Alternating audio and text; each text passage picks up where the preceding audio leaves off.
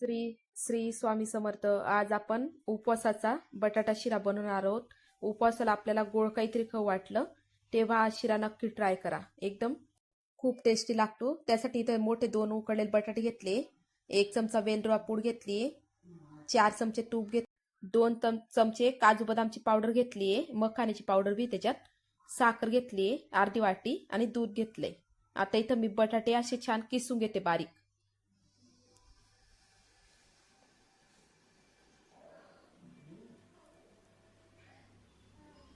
बघा असे बटाटे मी छान किसून घेतले।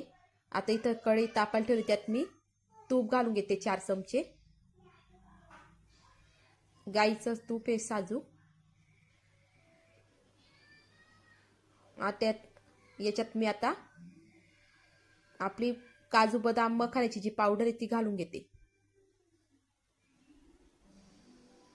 आणि त्या पावडरला छान मी भाजून घेते। आता यात मी किसलेले बटाटे घालून घेते।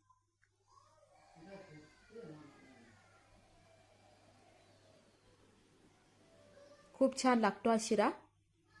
आता छान असं परतून घेतलंय आपण त्याला। आता यात मी अर्धा वाटी दूध घालून घेतलंय। आता याला छान आपण परतून घेऊ। दूध आपलं आटतं तोपर्यंत आपण याला मिक्स करत राहू।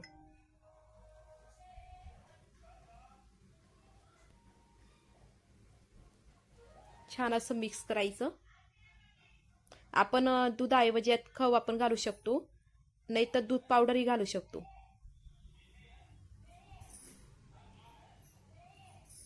आता छान आपलं दूध आटून गेलंय आपल्या या शिऱ्यामध्ये। त्याला छान आपण मिक्स करू। आता इथं मी वेलची पूड घालून घेतली। वेलची पूडमुळे छान टेस्ट येते शिऱ्याला।